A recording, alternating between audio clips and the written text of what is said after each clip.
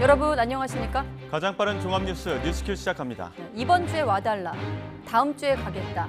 검찰과 이재명 대표 간의 유례없는 신경전, 보름 가까이 시간이 지났고 그 사이에 단식이란 변수도 등장을 했는데요. 잠시 뒤에 취재기자 연결하고 허위 인터뷰 의혹 등과 함께 따로 법리적으로 정리해보겠습니다. 푸틴 대통령이 이르면 다음 주에 김정은 북한 국무위원장과 정상회담을 할 것으로 예상됩니다.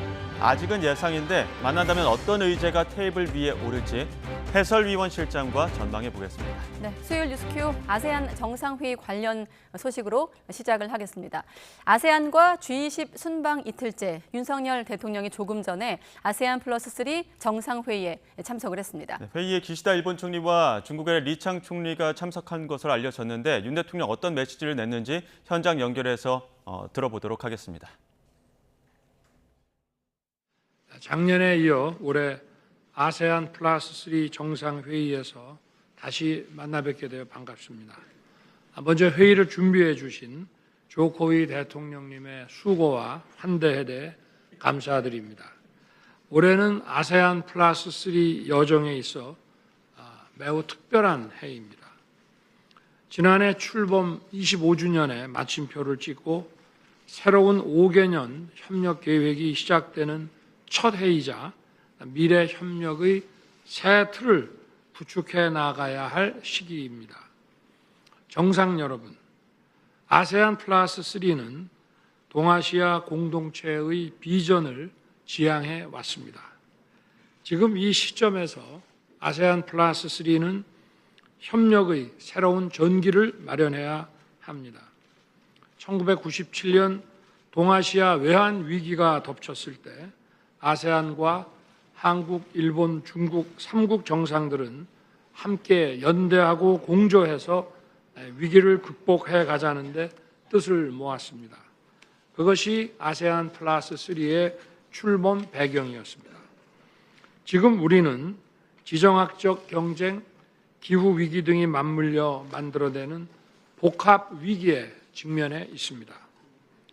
이를 헤쳐나가면서 성장의 중심을 지향하는 아세안의 발전에 기여하기 위해서는 우리에게 새로운 결의가 필요합니다. 특히 아세안 플러스 3 발전의 근간이 되는 한국, 일본, 중국 3국 협력이 활성화되어야 합니다. 대한민국은 제9차 한일 중 정상회의 의장국이자 아세안 플러스 3에서 3국을 대표하는 조정국으로서 필요한 역할을 적극 수행해 나갈 것입니다.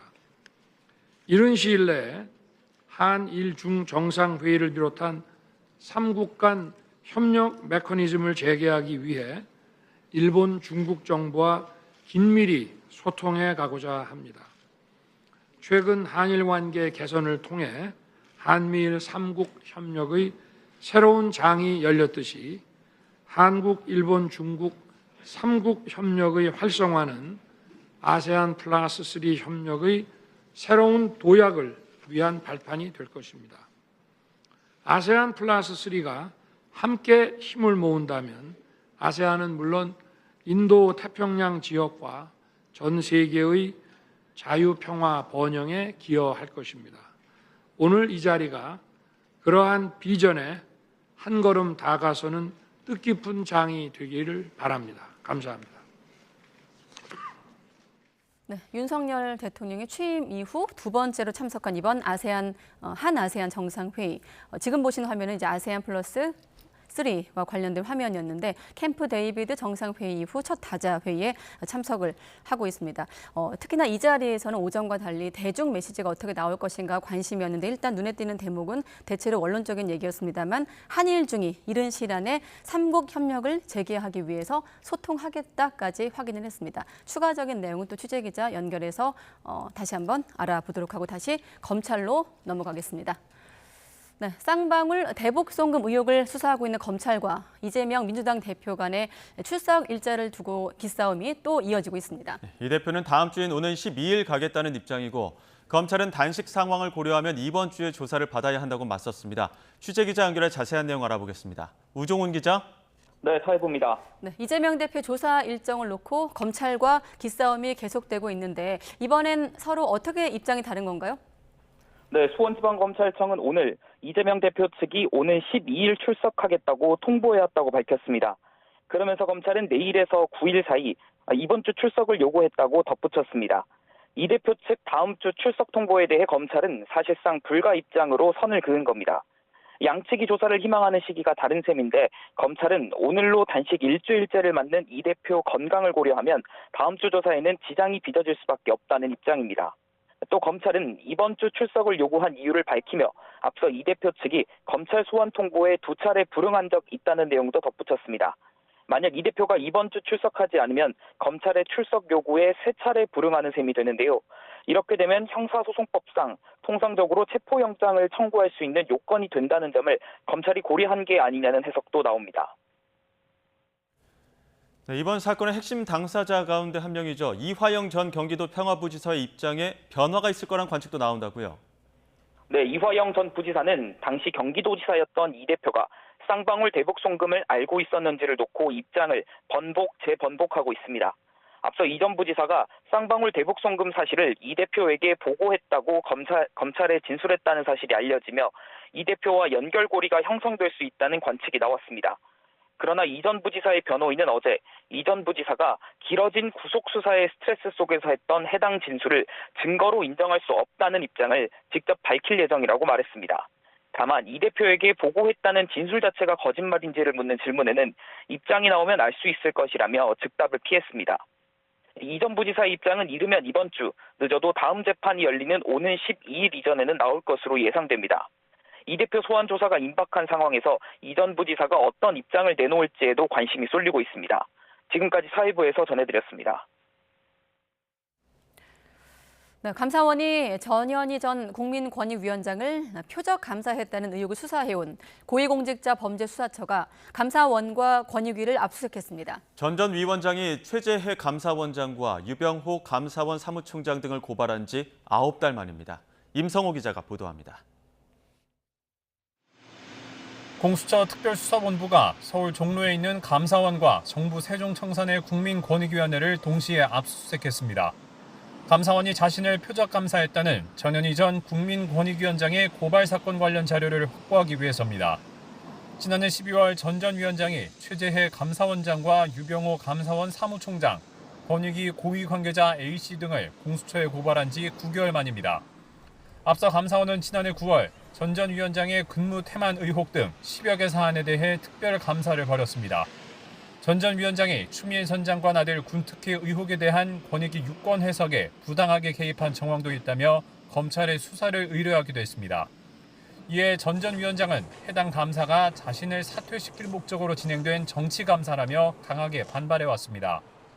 사상 유례없는 장관급 고위공직자를 표적으로 하는 이런 감사원의 정치적 감사에 공수처 수사를 통해서 경종을 울리고 다시는 이러한 비극이 정권이 바뀔 경우에 되풀이되는 그러한 사태는 없기를 바랍니다. 이후 지난 6월 감사원이 감사 결과를 발표하면서 논란은 더욱 커졌습니다. 13개 비위 의혹 가운데 갑질 직원에 대해 탄원서를 써준 것에만 주의 처분을 내린 겁니다. 반면 법률사무소 차명 운영 의혹 등 7건은 문제가 없는 것으로 파악했습니다. 근태에 대해선 세종청사에서 근무한 89일 중 83일을 오전 9시 이후 출근하기도 했다고 언급했을 뿐 별도 처분 요구는 하지 않았습니다. 또 추미애 전 장관 아들의 군특혜 의혹과 관련해 2020년 권익위가 내린 이해충돌 없음 결정에 전 전 위원장이 부당하게 개입했다는 의혹도 재량을 일탈 남용했다고 단정짓기 어렵다고 판단했습니다. 이를 두고 야당에선 표적감사, 맹탕감사라는 비판이 거세게 제기됐지만 유병호 사무총장은 감사 보고서에서 주요 비위 사실이 삭제됐다고 주장하는 등 논란이 계속됐습니다. 각 위원 간담회에서 불법적으로 뺀 것밖에 없습니다. 그게 전현희 위원장의 치명적인 중범죄에 해당 사항만 다 삭제를 했습니다. 공수처는 감사원과 권익위에서 확보한 압수물 분석을 마치는 대로 감사원 관계자들 소환 여부를 정할 방침입니다. YTN 임성호입니다. 검찰이 대선 허위 인터뷰 의혹과 관련해 화천대유 대주주 김만배 씨 압수수색에 나섰습니다. 오늘 오후 김 씨의 추가 구속 여부도 결정될 예정인데 허위 인터뷰 대가로 돈을 받은 혐의를 받는 신앙림 전 언론노조 위원장은 추가 조율을 거쳐 조사할 방침입니다. 취재기자 연결해 자세한 내용 알아보겠습니다. 송재인 기자. 네, 서울중앙지방검찰청입니다. 검찰이 허위 인터뷰 의혹과 관련해서 신 전 위원장에 이어서 김 씨 압수수색에 나선 거죠? 네, 그렇습니다. 검찰은 오늘 오전 경기도 수원 김만배 씨 주거지와 화천대유 사무실 등 3곳을 압수수색했습니다. 재작년 9월 신앙림 전 언론노조 위원장과 대장동 의혹에 대한 허위 인터뷰를 하고 대가로 1억 6천여만 원을 건넨 혐의입니다. 윤석열 대통령이 과거 검사 시절 대장동 사업의 종잣돈이 됐다는 부산저축은행 부실대출금 관련 수사를 무마해줬다는 취지의 인터뷰였습니다. 검찰은 신 전 위원장을 압수수색한 지 닷새 만에 김 씨를 압수수색하면서 보도 경위와 대가관계 입증에 필요한 증거를 확보한 것으로 알려졌습니다. 이번 압수수색은 김 씨 추가 구속영장 신문 시작 직전에 이뤄졌습니다. 법원은 오늘 오전 10시부터 1시간 반에 걸쳐 구속 만료가 하루 앞으로 다가온 김 씨를 추가로 구속할 필요가 있는지 신문했습니다. 횡령과 이해충돌 방지법 위반 혐의로 김 씨에 대해 추가 영장을 내달라는 검찰의 요청에 따른 거였는데요. 이번 의혹과 직접적인 관련은 없는 혐의지만 검찰은 신문에서 김 씨의 증거인멸 가능성을 설명하면서 대가성 허위 인터뷰 혐의도 함께 언급했습니다. 대장동 실체가 드러날 경우 이재명 대표에게 불리할 거라는 판단에 따라 신 전 위원장과 허위 인터뷰를 하면서 마치 책값인 양 대가를 숨겼다는 겁니다. 검찰은 김 씨가 허위사실 유포라는 새로운 범죄 행위도 주저하지 않고 노골적으로 선거에 개입했다며 구속 필요성이 크다고 강조했습니다. 이에 김 씨 측은 검찰이 별건 수사를 원활하게 하려고 영장을 요청하는 게 아닌지 의심된다며 불구속 재판 필요성을 주장했습니다.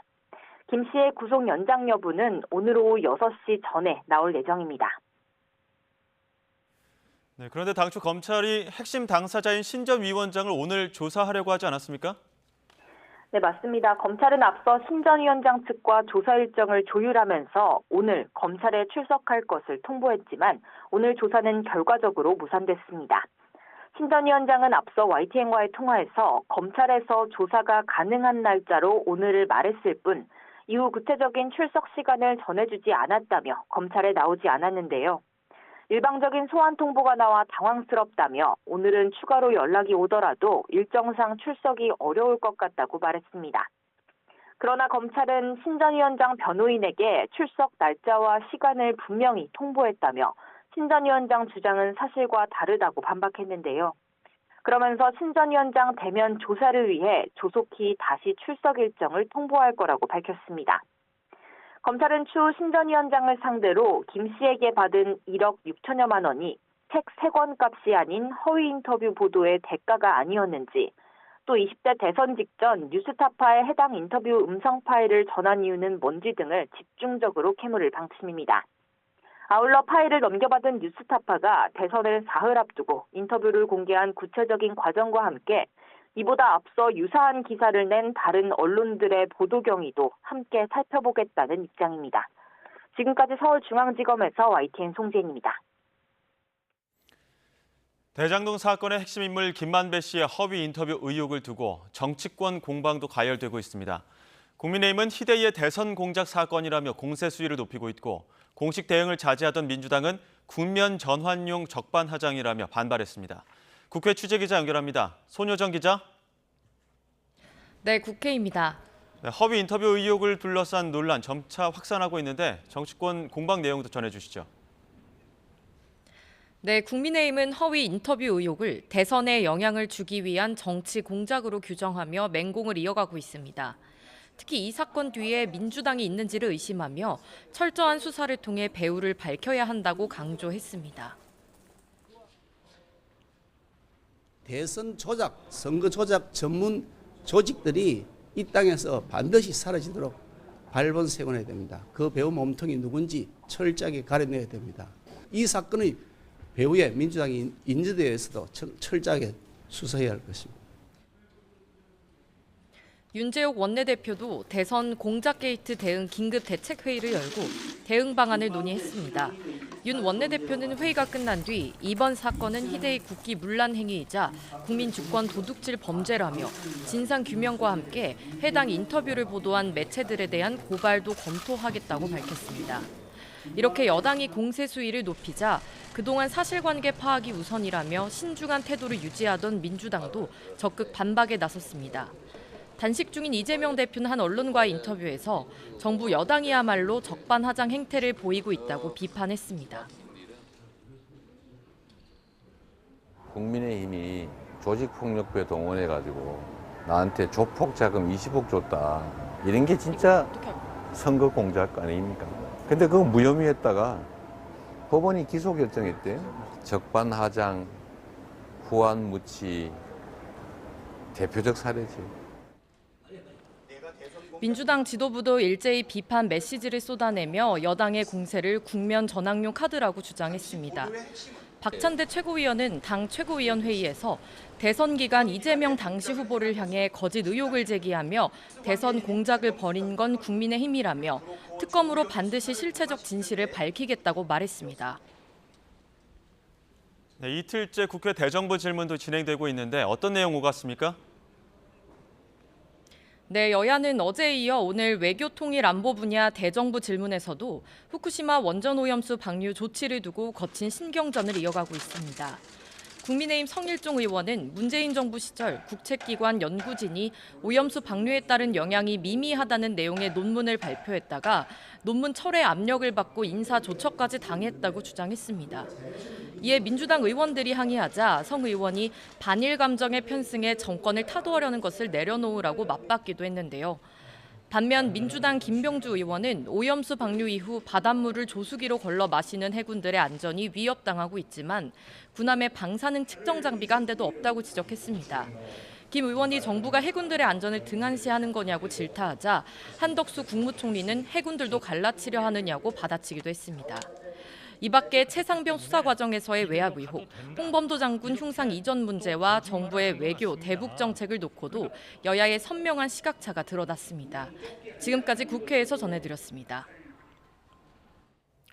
박정훈 전 해병대 수사단장의 구속영장 청구서에 국방부 장관으로부터 혐의자를 특정하지 말라는 지시를 받았다는 해병대 부사령관의 진술이 포함됐지만 국방부가 이종섭 장관이 직접 언급한 내용이 아니라고 밝혔습니다. 지난달 30일 군 검찰은 중앙지역군사법원에 제출한 사전 구속영장 청구서에서 7월 31일 국방부를 방문한 정종범 해병대 부사령관이 우즈베키스탄 출장 직전이던 이종섭 장관으로부터 관련 지시를 받고 해병대 사령부로 복귀한 것으로 나타났습니다.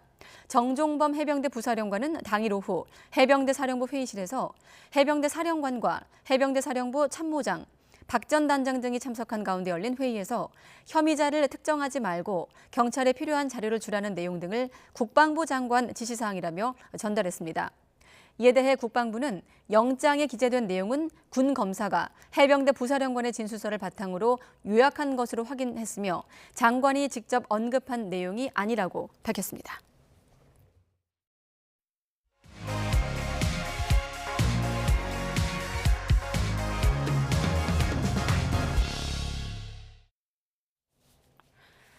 네, 쌍방울 그룹의 대북 송금 의혹을 수사하고 있는 검찰과 민주당 이재명 대표가 앞서 들으신 대로 소환 일정을 놓고 다시 줄다리기를 벌이고 있습니다. 이재명 대표의 단식이 변수가 될 거란 전망도 나오고 있습니다. 또 대장동 사건 관련 허위 인터뷰 의혹을 수사하고 있는 검찰이 화천대유 대주주 김만배 씨에 대한 압수수색에 나서면서 강제 수사에 들어가기도 했는데요. 관련 사건들에 대한 법리적인 내용, 오늘은 허주연 변호사와 함께 알아보겠습니다. 네, 안녕하십니까 변호사님? 안녕하세요. 네, 일단 이재명 대표와 검찰의 줄다리기. 일단 8월 30일과 한번 무산되고 9월 4일께 한번 무산되지 않았습니까? 자, 오늘 같은 경우는 지금 다시 한번 또 줄다리기를 하고 있는 상황인데 그 얘기하기 전에 먼저 본질적인 얘기인 쌍방울 대북 송금 의혹 다시 한번 짚어주시죠.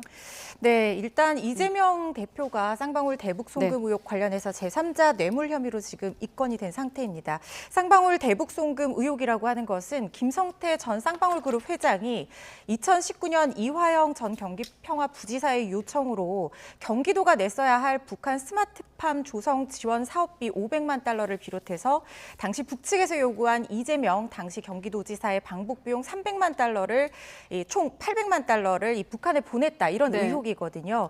이 일로 이화영 전 평화부지사가 지금 뭐 뇌물 등 혐의로 구속돼서 재판을 받고 있는 상황이고요. 마찬가지로 이재명 민주당 대표가 이 대납에 관여된 것으로 지금 검찰이 보고 제3자 뇌물죄 혐의를 적용받고 있는 상황입니다. 관련해서 지금 이재명 대표에 대한 피의자 조사를 진행을 해야 되는데 말씀하신 것처럼 일정과 관련해서 굉장한 줄다리기가 이어지고 있어요. 처음에 이 피의자 조사를 진행을 하기 위해서 검찰 측에서 8월 30일에 출석을 하라라고 통보를 했는데 이재명 대표가 같은 달 24일이나 26일에 조사를 받겠다라고 했었거든요. 근데 이제 검찰에서 그게 안 된다라고 하면서 1차 조사가 일단 무산이 됐습니다. 그러고는 민주당이 대변인을 통해서 발표를 하는데요. 본회의가 없는 주간인 이 9월 11일부터 15일 사이에 출석을 하겠다라고 일방적으로 발표를 합니다. 검찰은 조사 일정에 대해서 일방적으로 통보를 받은 것이다라고 하면서 9월 4일에 조사를 받으러 오라고 재차 통보를 했는데 이재명 대표 측에서 4일 조사가 가능하기는 한데 오전 2시간만 가능하다라고 얘기했고 검찰이 이에 반발하면서 결국에는 4일에 출석이 무산이 되면서 검찰 측에서 조사 거부로 처리를 하고 지금 치열한 공방을 벌이고 있는 상황입니다. 네, 쌍방울 대북 송금 의혹의 큰 줄기를 변호사님이 설명해 주셨고요. 그러니까 그 쌍방울의 대납에 이재명 대표가 당시에 도지사였는데 관여를 했는가 그 여부를 따지는 과정이었고 지금 앞서 저희가 말씀드린 대로 1차 조사 무산, 2차 조사 무산인 상황에서 오늘 다시 민주당 이재명 대표가 10일 조사 받겠다라고 했고요. 검찰은 이번 주에 나와달라까지 왔거든요. 어떤 저희가 이번 사안을 두고 다른 시간대에 전국에서 좀 다루고 있습니다만 그런 측면 말고 좀 물리적으로 이런 양측 간의 신경전은 좀 법 쪽에서는 어떻게 바라보고 있습니까? 일단 검찰 입장에서는 이 수사가 보통의 경우에는 피의자 조사가 진행이 돼야지 이거에 대해서 불구속 수사가 원칙이잖아요. 피의자 조사를 진행을 하고 혹시나 필요성이 있으면은 구속영장을 청구하는 방안을 검토를 하게 되죠. 그것뿐만 아니라 재판 단계에서 뭐 검찰도 어떻게든 피의자의 입장에 대해서 확보를 하려고 하면 피의자 조사가 일반적으로 진행이 되는 통상적인 절차입니다. 그런데 지금 일정을 놓고 공방을 벌이는 것에 관해서 이재명 대표의 어떤 방탄용이 아니냐 이런 시각도 있는 상황에서 특히 지금 이재명 대표가 단식에 돌입한 상황이거든요. 검찰 입장에서는 조사가 필요성이 어느 정도 인정이 되는 상황인데 이재명 대표가 단식을 하고 있으니까 건강 상태가 이 시간이 길어질수록 굉장히 악화될 수밖에 없는 상황이잖아요. 이런 경우에 피의자 조사를 하게 된다고 하면 무리한 조사를 진행하면서 이 강한 드라이브를 걸기가 검찰 입장에서 상당히 어려워집니다. 그렇기 때문에 이재명 대표 입장에서는 뭐 11일, 15일, 뭐 13일 오늘 얘기했다고 하셨는데 그때 나가겠다고 하지만 검찰은 좀 더 빨리 얘기를 하고 싶다, 조사를 하고 싶다 이렇게 얘기를 하는 걸로 보이는데요. 뭐 검찰 입장에서는 그렇습니다. 지금 뭐 필요하다고 하면 병원에 입원한 상태에서 수사관이나 검찰이 가서 수사를 하는 경우도 있기는 합니다. 상당히 이례적이기는 해요. 그런데 만약에 가서 무리하게 수사를 진행을 하다가 건강 악화로 인해서 혹시라도 이재명 대표의 신병에 문제가 생기기라고 한다고 하면 굉장한 역풍을 맞을 수가 있고 그렇게 무리한 조사를 했다가 구속영장을 청구했는데 구속영장이 기각되기라도 하면 그 조사를 바탕으로 청구를 했다가 그렇게 된다고 하면 상당한 부담이 올 수밖에 없는 상황이기 때문에 이 단식 일정이 길어질수록 건강 상태가 악화될 것이고 검찰로서는 조사 일정을 잡기가 더 부담스러워지는 거죠. 거기다가 이게 여러 변수가 있을 수 있는 게요. 지금 검찰 고위 간부 인사가 지금 9월 중순에 예정이 되어 있거든요. 그러다 보니까 이 검찰 입장에서는 이재명 대표가 말한 시점이 지금 좀 정신이 없네. 내부적으로 좀 혼란스러운 상황일 수 있다는 거예요. 그래서 아마 그 기간은 피하고 싶을 것이라는 생각이 들고 그리고 추석 연휴가 있잖아요. 그리고 10월부터는 국감이 시작됩니다. 그렇다고 하면 제1야당 대표니까 거기에 또 여러 가지 일정들이 관련되는 부분이 있을 수 있는 거거든요. 그렇게 되면 이 수사가 차일피일 길어질 수가 있고 그거는 적시 수사의 원칙에 비춰봐서도 그렇게 바람직하지 않은 상황일 수 있거든요.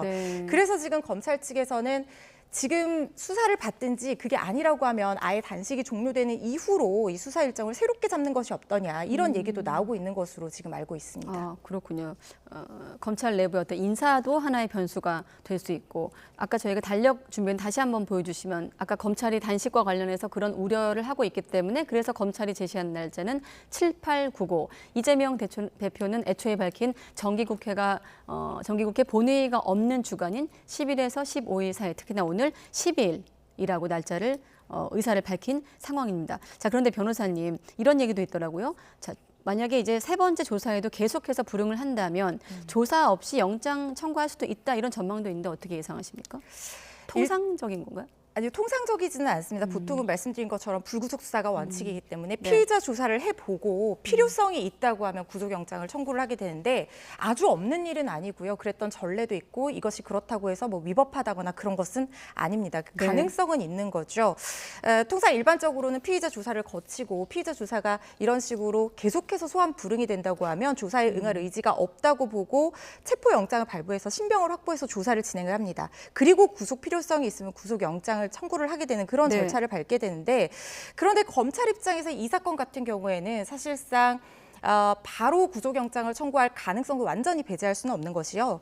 조사 자체에 대해서 새로운 내용이 있을 거라고 기대하는 것 같지는 않습니다. 왜냐하면 이전에 다른 사건들 뭐 백현동 조사라든가 이런 여러 가지 수사 과정에서 이재명 대표가 이게 당연히 보장된 권리기는 합니다만은 묵비권을 행사한다든가 진술서로 답변을 대신한다든가 기존 내용을 재확인하는 입장에서 검찰이 느끼기에는 마뜩찮은 어떤 수사 태도를 보여왔다는 그런 내용들이 검찰 관계자의 입을 통해서 계속해서 나온 상태. 거든요.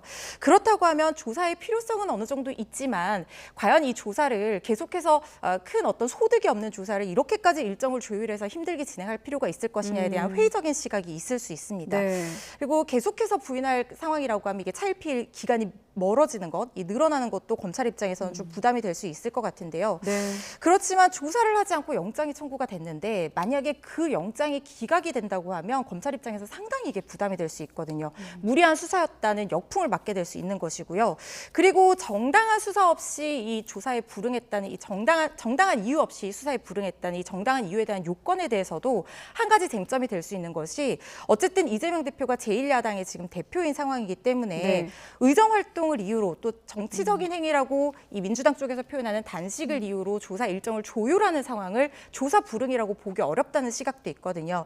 그래서 영장 청구를 바로 할 가능성을 배제할 수는 없지만 만약에 하게 된다고 하면 검찰이 상당한 자신감을 가지고 있을 때 청구가 가능할 것이라는 생각이 듭니다. 알겠습니다. 시간이 제한되기 때문에 좀 서둘러서 가기로 하고 또 하나의 변수가 이화영 전 지사 재판 아니겠습니까? 마침 이재명 대표 측에서 말한 12일이 다음 재판 날짜인데 지금 계속 변호사 선임 문제로 파행을 빚기도 했는데 최근에 진술이 좀 바뀌기도 했거든요. 자, 이화영 전 지사 변수는 어떻게 작용할까요? 이화영 전 지사의 재판의 중요한 이유는 이화영 전 지사가 이 대북 송금에 관해서 이재명 대표에게 일부 보고했었다는 내용의 검찰 그 조사 과정에서의 조서가 있거든요. 그런데 이 조서가 재판에서 인정이 되려면 증거 능력을 가지려면 이화영 전 부지사가 재판에서 법정 진술로 그 내용에 대해서 인정을 해야지 이게 법적인 어떤 증거 능력을 부여를 받게 됩니다. 그런데 지금 그 재판이 계속해서 공전되고 파행되는 상황이죠. 그런데 어제 45차 공판이 있었는데요. 김광민 이 현재 도의원이 변호인으로 새롭게 선임이 되면서 그 재판이 끝나고 인터뷰를 했는데 앞으로는 이제 임의성을 인정할 수 없다는 게 지금 피고인의 입장이고 조만간 입장 표명이 있을 것이라는 얘기를 했기 때문에 이화영 전 부지사의 진술이 또 바뀔 가능성이 지금 나오고 있어요. 그래서 이게 어쨌든 만약에 이화영 전 부지사의 검찰 피신 조사가 증거 능력을 인정받게 된다고 하면 이재명 대표에게는 상당히 불리한 증거로 작용할 가능성이 있지만 이 진술이 계속해서 번복될 가능성이 또 있기 때문에 검찰로서는 이 재판에 완전히 무게를 두거나 구속받거나 하지는 않을 것 같고요. 그냥 참고 사항 정도의 하나로 판단을 할 것 같습니다. 이재명 지사의 인지 여부를 놓고 입장을 번복한 대목에 대한 설명이었는데 아무튼 다음 재판 날짜 12일 전에 입장이 나올 듯 이렇게 언론에서 나오고 있기 때문에 한번 지켜보기로 하고 다음은 김만배 인터뷰, 허위 인터뷰 의혹으로 넘어가겠습니다. 일단은 김만배 씨에 대한 압수수색이거든요. 혐의부터 한번 정리해 보겠습니다. 일단은 공직선거법 같은 경우는 시효가 지났더라고요. 네, 지금 일단 배임 수증제 혐의를 받고 있는 겁니다. 왜 그런 혐의가 적용이 됐냐고 하면요. 핵심은 신앙림과 김만배가 짜고 대선에 영향을 줄 목적으로 그러니까 윤석열 대통령이 검사 시절에 부산저축은행 비리 사건을 무마해줬다는 내용의 가짜 인터뷰라고 그 녹취를 공개했다는 겁니다. 네. 그 과정에서 어떤 대선에 영향을 줄 목적으로 김만배가 1억 6천만 원을 신앙림에게 이런 허위 인터뷰라고 보도해주는 대가로 건넸다고 지금 검찰이 보고 있는 건데요. 당시에 지금 신앙림 전 위원장이 이 한 언론사의 자문위원이었지 않습니까? 그렇다고 하면은 이 언론사에서 이렇게 신앙림 전 위원장에게 월급을 주고 이 후원금을 모아서 급여를 주고 일을 시키는 그 목적 자체가 이런 허위 제보를 하거나 허위 보도를 하게 만드는 것은 아닐 거 아닙니까? 그래서 이런 부분에 있어서는 신인관계에 위배해서 어떤 부정한 청탁을 받고 재산상 이익을 봤다고 봐서 배임 수재 혐의를 적용을 한 거고요. 1억 6천만 원을 공여한 김만배 씨에게는 배임 증제 혐의가 적용이 된 것이고요. 네. 말씀하신 것처럼 허위사실 유포로 공직선거법 위반에 해당할 수는 있지만 이미 공소시효인 6개월이 지난 상황이기 때문에 이 부분은 기소가 불가능할 것으로 보이고 네. 다만 허위사실 유포에 따른 명예훼손죄는 성립을 할 수 있을 걸로 보여서 네. 이 부분에 대한 혐의도 지금 검찰이 검토 중인 상황입니다. 자, 배임 수재, 청탁금지법 위반, 그리고 말씀하신 허위사실 유포 같은 경우 시효가 지나고 가장 중점적으로 좀 검찰이 내세우는 혐의는 어떤 거 되겠습니까? 짧게 여쭤보면. 일단 배임 수증제 혐의와 청탁금지법 위반 혐의가 될 것으로 보입니다. 네, 알겠습니다. 자, 김만배 씨 허위 사실을 담은 인터뷰를 해준 대가로 그 1억 6천만 원 가량을 준 혐의도 받고 있고 신앙림 전 위원장 같은 경우는 돈을 받은 것은 인정하지만 책을 팔고 받은 정당한 대가다. 물론 이제 상식적으로 액수가 좀 통상적이진 않습니다. 그런 점을 검찰이 의심하고 있는 거죠. 그렇죠. 결국에는 이 배임죄라든가 이 청탁금지법, 물론 청탁금지법은 조금 결이 다를 수 있지만 네. 범죄의 고의를 인정을 하려면 1억 6천만 원을 부정한 청탁의 대가로 받았다는 그 대가성이 입증이 돼야 되는 것이거든요. 그런데 우리가 통상적으로 책값이 아무리 귀한 책이라고 하더라도 건당 5천만 원꼴이라고 하는 것은 상식적인 수준을 벗어나는 범임은 분명합니다. 물론 신앙림 씨는 이 책의 가치가 굉장히 희귀하고 특별한 것이다라고 주장을 하고 있지만 과연 이것이 책값으로 건네졌을지 아니면 책값을 가장한 어떤 부정한 청탁이 대가로 건네졌을지에 대해서 검찰이 아마 그 대가성 입증에 대해서 주력할 것으로 보이고요. 실제로 관련 판례도 보면은 통상의 책값에 해당하는 그 이상을 받은 경우에는 그 고액을 어떤 받은 경우 그런 경우에는 유죄를 인정한 적이 있었거든요. 뭐 특가법상 뇌물 혐의라든가. 네. 그래서 뇌물죄, 그러니까 뇌물죄라고 하는 것은 공무원 신분을 가진 사람에게 적용되는 죄니까요. 배임 수재는 회사에 재직하는 임직원에게 적용되는 죄거든요. 네. 그래서 그 뇌물에 대한 어떤 대가, 그 부정한 어떤 금원에 대한 대가가 인정이 될 것인지 여부가 핵심 쟁점으로 보입니다. 네, 아무튼 신앙림 전 위원장 같은 경우는 내가 쓴 책값이고 청탁받은 적이 없다라고 주장을 하고 있습니다만 검찰은 이 부분에 대해서 배임 수재, 청탁금지법 위반을 의심하고 있는 상황인데 한 가지 궁금한 게 오늘 신앙림 전 위원장에 대한 소환이 이루어질 것 같다 이런 보도가 있었습니다만 무산됐거든요. 그러면 설명이 뭐였냐면 출석 시간을 알려준다고 했는데 연락이 없었다는 게 신 전 위원장 측 입장입니다. 그건 어떻게 된 걸까요? 시간 관련해서? 이게 지금 양측의 주장이 엇갈리고 있어요. 왜냐하면 네. 검찰 측에서는 분명히 통보를 했다고 하거든요. 보통 이런 경우엔 개인적으로 만약에 변호인이 선임이 되어 있다면 네. 변호인에게 연락이 가거나 아니면 당사자가 혼자서 이제 조사에 응한다고 하면 당사자에게 연락이 가는 부분인데요. 네. 이 부분은 아마 기록으로 남아 있을 테니까 뭐 입증이 될 텐데 그게 굳이 입증이 지금 필요한 부분인지는 좀 의문이고요. 네. 이 부분에 대해서는 일정 조율이 이루어지고 난 다음에 반드시 재소환이 이루어질 것이다라는 생각이 듭니다. 네. 그리고 짧게만 한 가지 여쭤보면 자 전현희 전 위원장 고발로 시작된 감사원 이른바 표적 감사 의혹 공수처가 이제 강제 수사에 착수했는데 앞으로 수사 전망을 좀 짧게 전망하고 마무리하겠습니다. 네, 일단 이 조사에 대해서는 지금 압수수색까지만 진행이 된 네. 상황이기 때문에 이 피의자들에 대한 소환 조사가 이루어지지 않았거든요. 그래서 최재해 감사원장이라든지 지금 이 혐의를 받고 있는 피의자들에 대한 소환 조사가 이루어질 것으로 보이고요. 특히 이것이 지금 현직 이 공수처장의 임기 중에 마지막 수사가 될 가능성이 상당히 높은 상황이기 때문에 그동안 공수처가 수사력 논란에 대한 어떤 의심이라든가 이런 것들에 대한 비난이 있었거든요. 네. 그래서 어떤 공수처 입장에서는 이 수사에 굉장히 수사력을 집중할 것이다라는 생각이 듭니다. 네, 참고로 지난해 12월에 직권 남용 혐의로 공수처에 고발된 사건이었습니다. 여기까지 듣겠습니다. 허주연 변호사였습니다. 고맙습니다. 감사합니다.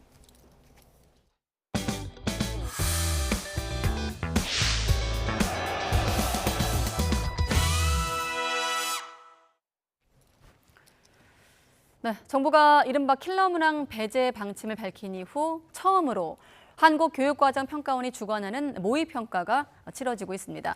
역대 가장 많은 N수생이 응시한 9월 모의평가. 오늘 11월 16일 실시될 2024학년도 수학능력시험의 가늠자가 될 전망인데요. 취재기자 연결해서 들어보겠습니다. 신지원 기자. 네, 사회정책부입니다. 네, 지금은 마지막 제2외국어 또 한문 시험이 치러지고 있을 텐데 자, 오늘 모의평가 정말 킬러 문항이 없었다고 알려지고 있습니까? 어떤가요? 네, 한국교육과정평가원과 EBS 강사진이 과목별 시험 종료 후 출제 경향을 발표했는데요. 우선 국어와 영어는 다소 어렵고 수학은 쉬운 수준이라는 평가입니다. 모두 킬러 문항 없이 변별력을 갖췄다는 평가인데 국어 영역의 경우 제한된 시간에 너무 많은 정보나 추론을 요구하는 문항을 없애고 지문보다는 선택지를 꼼꼼히 읽도록 해서 난이도를 조절했다는 설명입니다. 직접 들어보시겠습니다. 지문 내에 정보가 있기 때문에 지문을 꼼꼼히 분석한다면 그 지문의 내용은 인지할 수 있다. 그러면 이제 난도는 어떻게 또 하느냐라는 부분인데 그러니까 지문을 분석하고 선택지를 다시 꼼꼼히 읽어서 적용을 시키는 부분이 약간 난이도가 변별력을 좀 갖췄다. 2교시 수학 영역은 지난 6월 모의평가와 비슷한 수준으로 역시 킬러 문항은 없었다는 분석입니다. 단순 암기나 문제풀이 기술이 필요한 문항 대신 추리력과 사고, 수학적 이해가 필요한 EBS 연계 문항을 출제했다는 평가인데요. 다만 입시업계에서는 변별력이 높은 주관식 문항이 쉬워지면서 최상위권 학생을 줄 세우기가 어려울 거란 전망이 나왔습니다. 3교시 영어는 EBS 연계율이 53.3%로 가장 높았는데 난이도는 6월 모의평가보다 비슷하거나 다소 어려울 수 있다는 평가가 나왔습니다. 특히 지문을 꼼꼼하게 읽고 선택지를 정확하게 분석해야 답을 찾을 수 있는 문항을 중심으로 난이도를 조절했다고 설명했습니다. 네, 그리고 올해 수능에 역대 가장 많은 N수생이 응시할 거란 전망이 나오면서 실제 난이도에 영향을 줄 거라고 이제 예상을 했었는데 이번 9월 모의평가는 어떻습니까? 네, 출제 수준이 비슷하더라도 상위권을 목표로 하는 졸업생이나 N수생이 많으면 상대적으로 표준 점수가 낮아질 수 있습니다. 한국교육과정평가원에 따르면 이번 9월 모의평가 지원자는 모두 47만 5,825명인데요. 이 가운데 고3 재학생은 37만 1,000여 명, 졸업생은 10만 4천여 명입니다. 특히 졸업생 등 N수생 비율은 전체 응시자의 21.9%로 관련 통계가 공시된 2011학년도 9월 모의평가 이후 가장 높습니다. 이만기 UA 교육평가 연구소장은 졸업생 응시자가 많은 만큼 표준 점수는 더 낮아질 것으로 보인다면서 상위권 경쟁이 더욱 치열해질 것으로 전망했습니다. 오늘 9월 모의평가는 오후 5시 45분 제2외국어 한문 시험 끝으로 마무리됩니다. 최종 정답은 2일 심사를 거쳐 오는 19일 오후 5시에 발표되고 다음 달 5일 과목별 표준 점수와 100분위, 등급이 포함된 최종 성적표가 통지됩니다. 지금까지 사회정책부에서 전해드렸습니다. 성범죄자는 재범 방지 차원에서 아동 청소년 관련 기관을 비롯한 일부 직종의 취업이 제한됩니다. 다수와 접촉이 많은 업종도 여기에 포함되는데 업종마다 제한 기준이 뒤죽박죽이라 제도 정비가 필요하다는 지적이 나옵니다. 임예진 기자의 보도입니다. 지난 6월 교제하던 남성이 함께 성관계하는 모습을 몰래 사진으로 찍었다는 걸 알게 된 A씨.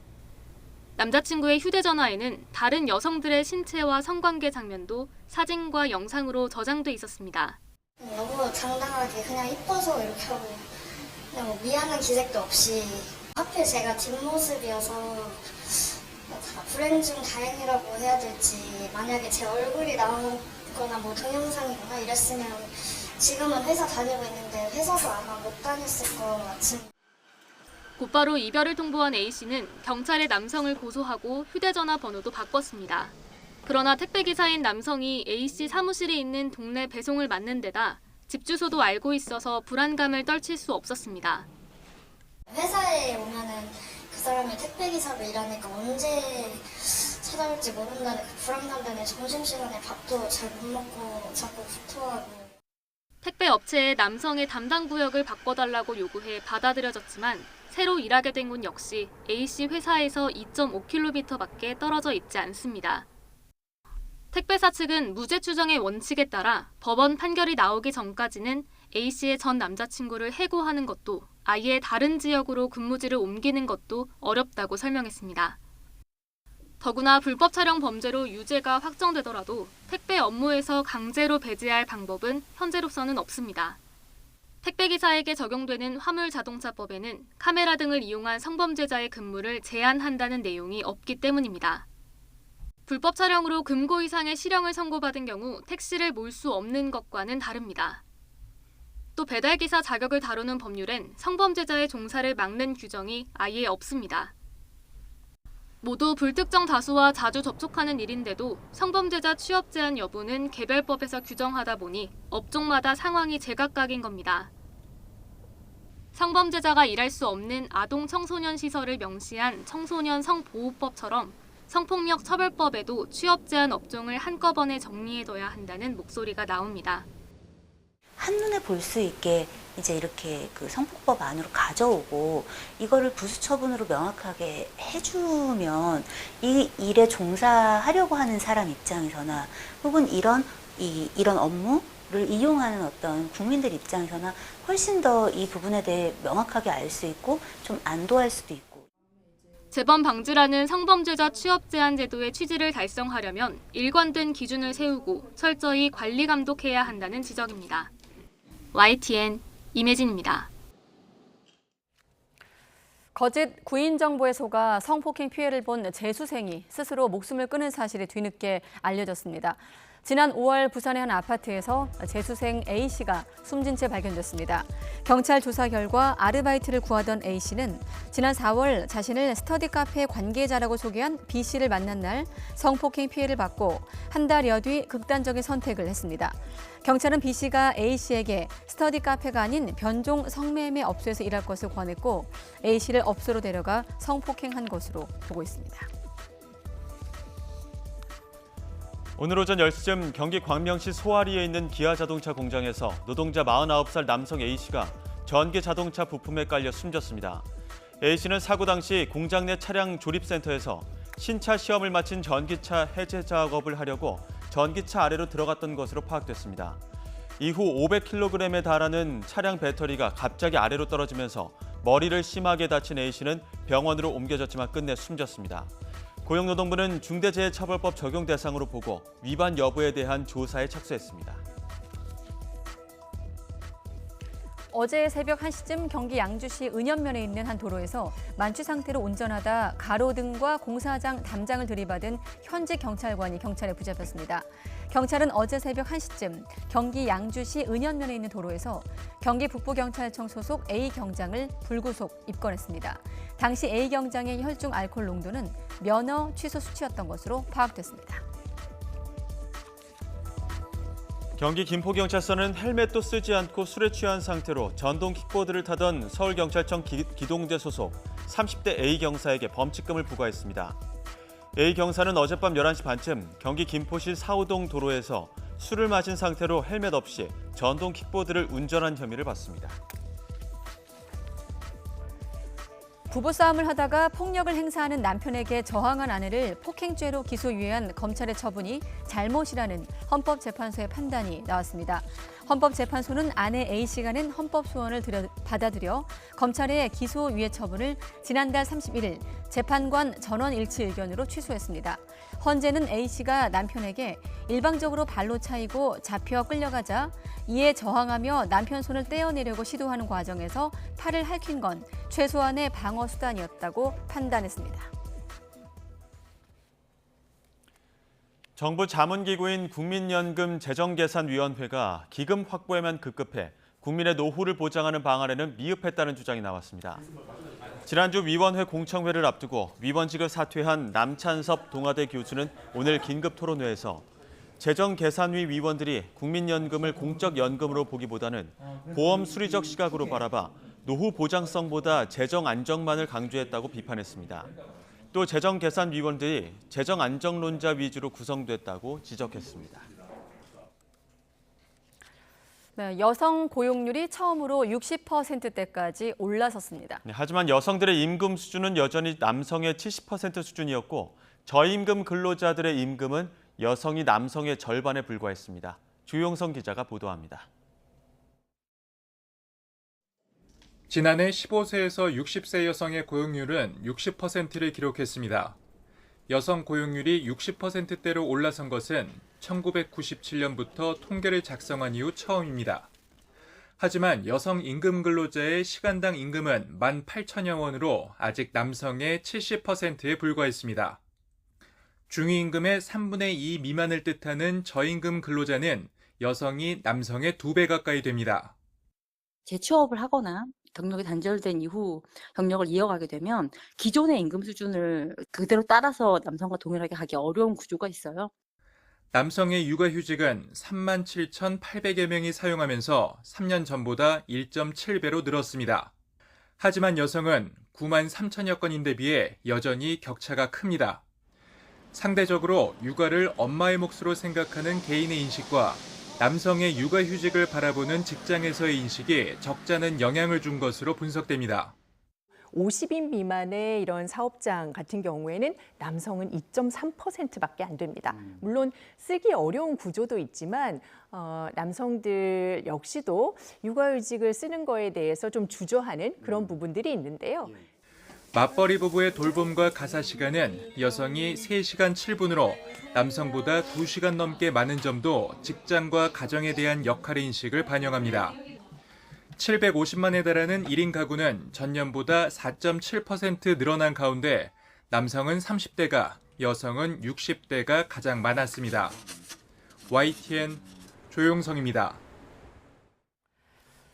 네, 간호조무사 자격을 취득하려면 실습 시간을 780시간을 채워야 한다고 하는데 막상 현장에선 교육 없이 빨래나 은행일 같은 잡무를 대부분 도맡는 것으로 파악되고 있습니다. 보건복지부는 실습의 목적이 임상 경험을 얻는 것인 만큼 급여를 받아서는 안 된다는 입장이라 간호조무사 실습 환경이 노동 사각지대에 빠졌다는 의견이 나옵니다. 윤태인 기자의 보도입니다. 지난 2021년 서울 양천구에 있는 병원으로 간호조무사 실습을 나갔던 유모 씨. 업무를 익힐 기회라고 생각했지만 기대와 달리 실제로는 잡무만 맡았다고 말합니다. 이론적으로 배운 내용을 현장에 나가서 직접 보고 배울 줄 알았는데 그 환자들을 안내를 하거나 아니면 빨래와 설거지 같은 잡무들을 거의 위주로. 간호조무사 자격증을 따려면 교육훈련기관이 위탁한 의료기관이나 보건소에서 780시간의 실습 시간을 이수해야 합니다. 단 실습은 교육에 해당한다는 지난 2011년 보건복지부 해석에 따라 실습생들에게 임금은 따로 지급되지 않습니다.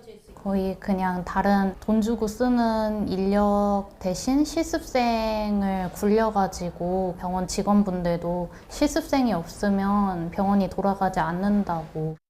교통비나 식비 명목으로 실습 지원비를 별도로 주는 위탁기관도 있는데 지난해 5월 3년 사이 간호조무사 자격증을 취득한 603명에게 설문했더니 72.5%인 437명은 받은 적이 없다고 답했습니다.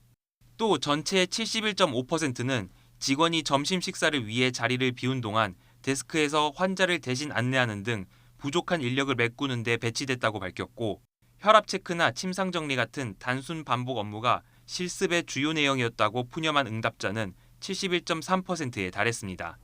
담당 부처인 보건복지부는 이에 대해 간호조무사 표준 실습 교육과정을 마련했다고 밝혔습니다. 그러면서 앞으로는 교육과정 준수 여부를 평가해서 실습 위탁기관 지정에도 반영하겠다고 설명했습니다. 다만 실습의 목적은 지식과 기술 등을 배우는 교육훈련에 있는 만큼 근로가 아니라며 급여를 받는 건 적절하지 않다고 덧붙였습니다. 그러나 전공의나 실무수습 변호사는 수련 중에도 근로자로 인정받고 보수를 받아서 간호조무사 실습생이 상대적으로 차별받는다는 지적이 나옵니다. 이분들은 간호조무사 시험을 보기 위한 실습생으로서 의료기관에 파견이 되었던 것인데 실제로 이분들이 하셨던 일들이 그 병원이나 의원에서 다른 인력들을 통해서 수행되기도 했었는데 동일한 일을 하는 다른 분들에게는 급여가 지급되었기 때문에 이런 가운데 유 씨 등 2명은 각자 실습 교육을 받았던 병원 2곳을 상대로 임금을 달라며 소송을 제기했습니다. YTN 윤태인입니다. 코로나19라는 긴 터널을 거치면서 전 세계 노동시장의 패러다임도 크게 바뀌었습니다. 특히 작년 여름 젊은 세대를 중심으로 이른바 조용한 퇴사 열풍이 불었는데요. 실제 사직서를 내는 건 아니지만 정해진 시간, 정해진 업무 범위 내에서 최소한의 일만 하겠다는 겁니다. 그런데 이 코로나19 종식 이후 상황은 180도 바뀌었습니다. 오히려 기업들의 조용한 해고가 늘고 있습니다. 공식적인 구조 조정이나 희망 퇴직 등을 통하지 않고 업무 재배치, 인력 재배치 혹은 직무 평가를 강화하는 방식으로 직원 스스로 퇴사하도록 유도하는 게 이른바 조용한 해고입니다. 특히 주요 첨단 기술, 테크 기업들을 중심으로 조용한 해고가 빠르게 확산하고 있는데요. 올해 들어 이달 4일까지 미국 테크 기업의 누적 감원 수는 23만 3,500여 명으로 이미 지난 한 해 감원 규모 16만 4천여 명을 훌쩍 넘어설 정도입니다. 기업 입장에서 볼 때 이 조용한 해고는 여러 면에서 유리한 부분이 있습니다. 일단 인력 재배치로 불필요한 보직을 줄이고 새롭게 필요한 곳에 쉽게 인력을 채울 수 있죠. 또 공식적인 구조 조정으로 인한 비용도 줄이고 직원들이 성과를 낼 수 있도록 분위기를 조성하는 측면도 있습니다. 물론 직장인 입장에서는 고용 불안에 시달릴 수밖에 없는 부당한 처사일 텐데요. 이러한 분위기는 국내에서도 감지됩니다. 유명 테크 기업들을 중심으로 구조 조정 등 고용 불안 관련 검색어가 증가했다는 한 직장인 플랫폼의 검색량 변화도 집계됐는데요. 팬데믹 이후 첨단 기술 업계의 수익이 줄고 적자는 계속 누적되는 상황에서 금리 인상 등 악재가 겹치면서 관련 업계 고용 시장이 얼어붙고 있는 겁니다.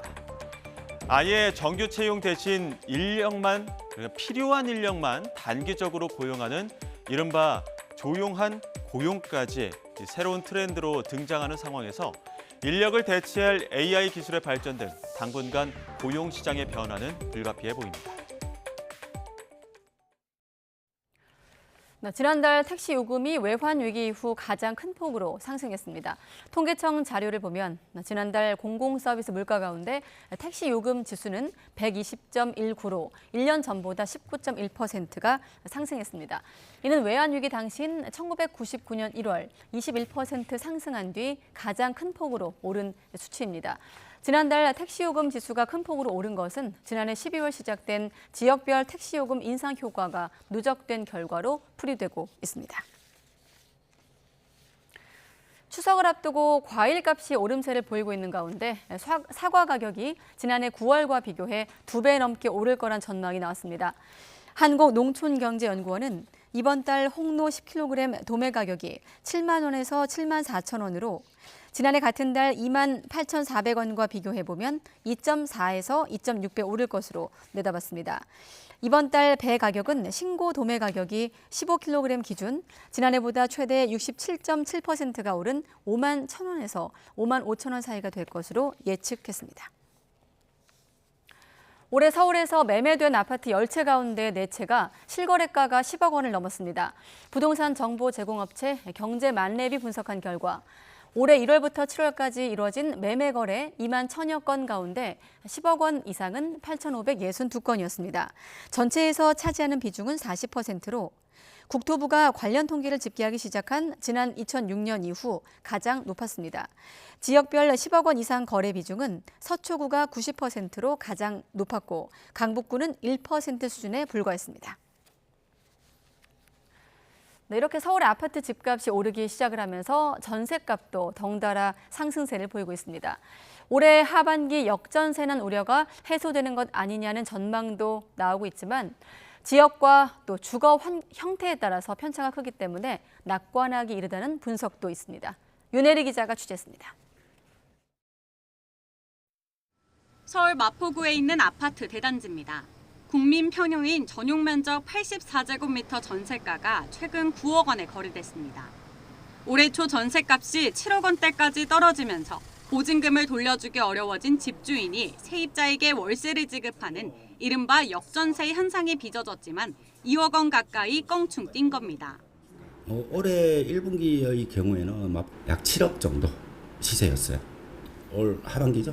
3분기 들어서는 이제 갑자기 역전세가 해소됨으로 인해 가지고 8.5억, 9억, 9.5 언급이 되고 심지어 10억까지 언급이 되고 있는 상태입니다.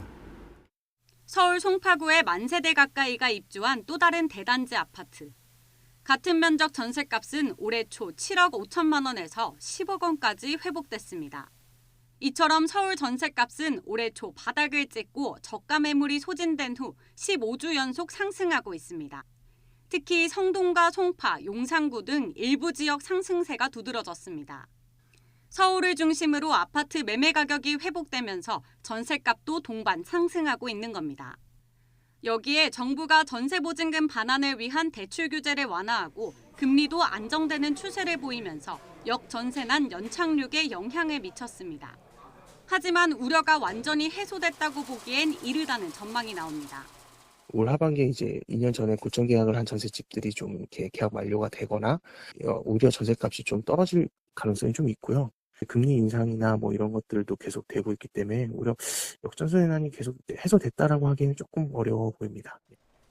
전문가들은 비교적 선호도가 낮은 주거 형태와 올해 하반기 입주 물량이 대거 쏟아지는 일부 지역의 경우 역전세난 우려는 당분간 이어질 수 있다고 분석합니다. YTN 윤혜리입니다. 앞으로 월 관리비가 10만 원이 넘을 경우 부동산 중개업체가 매물을 광고할 때 세부 내용을 구체적으로 공개해야 합니다. 국토교통부는 공인중개사가 관리비를 월 10만 원 이상 내야 하는 매물을 인터넷으로 광고할 때 관리비와 전기료, 수도세, 가스비 등이 각각 얼마인지 항목별로 표기해야 한다고 밝혔습니다. 공인중개사가 거짓이나 과장 광고를 할 경우 500만 원 이하의 과태료를, 명시사항을 뺄 경우엔 50만 원 이하의 과태료 처분을 받게 됩니다. 네, 그런가 하면 전기와 가스, 또 수도요금 같은 공공요금이 잇따라 인상이 되면서 생활비 부담이 커지고 있는데요. 물관리 당국이 지자체에 공급하는 광역 상수도요금을 동결하겠다고 선언했습니다. 일반 시민이 사용하는 물값은 각 지자체가 결정을 하는데 수도요금 안정화로 이어질 수 있을지 주목되고 있습니다. 이상곤 기자가 보도합니다. 올해 수도요금을 올린 지자체는 서울과 대전 등 모두 30곳입니다. 전기와 가스에 이어 수도요금까지 인상되면서 세차장처럼 물 사용이 많은 업체는 걱정이 많아졌습니다. 요즘에 이제 생활비나 뭐 물값, 전기값이 한 체감상 30% 정도 더 오른 것 같아서 지금 전보다는 그런 요금 내는 게 조금 더 힘들어진 것 같습니다. 지자체가 공급하는 수돗물은 물관리당국이 광역 상수도를 통해 보내는 물로 만들어집니다. 광역 상수도 요금이 수돗물 원가에서 차지하는 비중은 약 22%로 적지 않은 상황. 한국수자원공사는 이 광역 상수도 요금을 2년 더 동결하겠다고 선언했습니다. 광역 상수도를 직접 공급받는 기업들은 요금 인상 걱정을 덜었다며 크게 환영했습니다. 그 어려운 상황에서도 수자원공사가 적극적으로 먼저 나서서 이렇게 수도요금 동결을 해주었기 때문에 기업 입장에서는 굉장히 좀 반가운 마음이고요. 그리고 앞으로도 기업들이 저희 경쟁력을 확보할 수 있게 다른 공공기관에서도 좀 많은 도움을 주었으면 합니다. 수자원공사는 전기료 등이 올라 광역 상수도 생산 원가가 매년 370억 원 상승할 것으로 전망되지만 운영 혁신을 통해 인상 요인을 최소화하겠다고 밝혔습니다. 이번 요금 동결이 고물가로 힘들어하는 국민들의 부담을 조금이나마 덜어주고 더 나아가 물가 안정과 경제 회복을 위해 우리 사회 모두의 힘을 하나로 모으는 계기가 마련되기를 기대합니다. 현재 광주시와 강원 춘천시 등이 수도요금 인상을 추진하는 것으로 전해졌습니다. 광역 상수도 요금 동결이 앞으로 지자체 수도요금 안정화로 이어질 수 있을지 관심이 쏠리고 있습니다. YTN 이상곤입니다. 삼성페이와 네이버페이에 이어 애플페이 이용자가 늘면서 상반기 간편 결제 서비스 하루 이용 금액이 8천억 원을 넘어섰습니다. 한국은행 발표를 보면 올 상반기 하루 평균 간편 결제 서비스 이용 건수는 2,628만여 건, 이용 금액은 8,250억 5천만 원으로 1년 전보다 각각 13.4%, 16.9% 늘었습니다.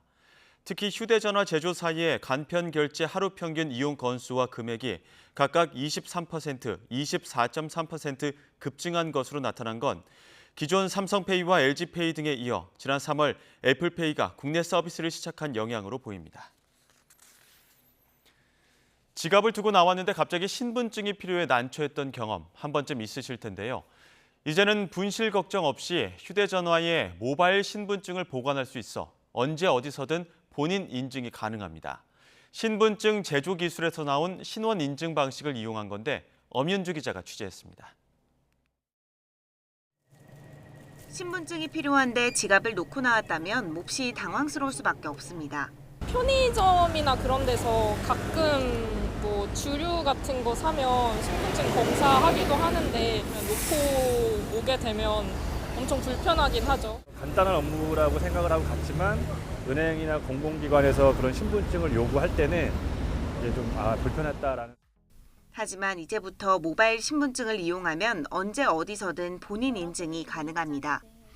그동안 주민등록증과 여권 등을 만들며 축적했던 신원 인증 기술을 활용한 모바일 신분증은 통신사에서 제공하는 기존 신분증 확인 서비스와 달리 정부의 인증을 받아 실물 신분증과 같은 법적 효력을 가지고 있습니다.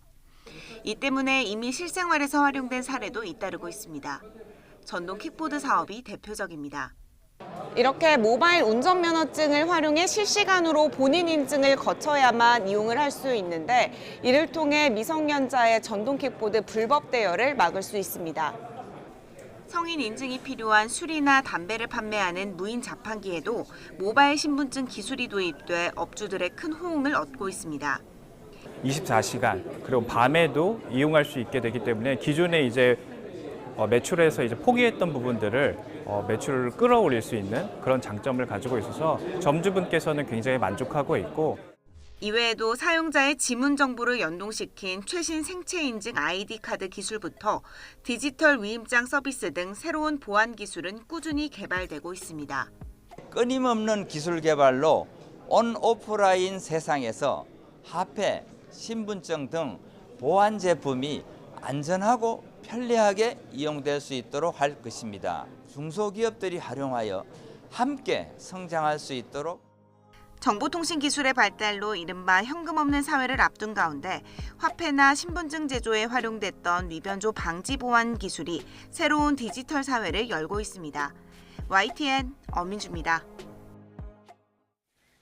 미국을 중심으로 빠르게 확산하고 있는 코로나19 피룰라 변이의 국내 확진자가 처음 나왔습니다. 중앙방역대책본부는 지난달 31일 오미크론 BA.2.86이 국내에서 한 건 나왔다며 확진자는 해외 여행력이 없어 국내 감염 사례로 추정된다고 밝혔습니다. 피룰라로 불리는 이 변이는 인체 세포에 침투하는 데 핵심 역할을 하는 스파이크 단백질의 돌연 변이 수가 기존 오미크론 변이보다 30여 개가 더 많습니다. 정부와 여당이 코로나19 백신을 맞고 숨진 고인의 유족 등에게 지급하는 위로금 한도를 현행 최대 1,000만 원에서 3,000만 원까지 늘리고 지원 대상도 확대하기로 했습니다. 국민의힘 박대출 정책위 의장은 오늘 국회에서 코로나19 백신 피해 보상 당정협의회를 열고 백신 이상 반응에 대한 국가 책임을 강화하겠다는 국정과제를 더 충실히 이행하기로 뜻을 모았다며 이같이 밝혔습니다. 당 정은 현재 예방접종 후 42일 이내에 사망했을 때 위로금을 주도록 한 지급 기간을 접종일로부터 90일까지로 늘리고 지난해 지원 제도가 시행되기 전 부검을 안 해 지급 대상에서 제외됐던 사망자에 대해서도 최대 2천만 원까지 추가 지원하기로 했습니다.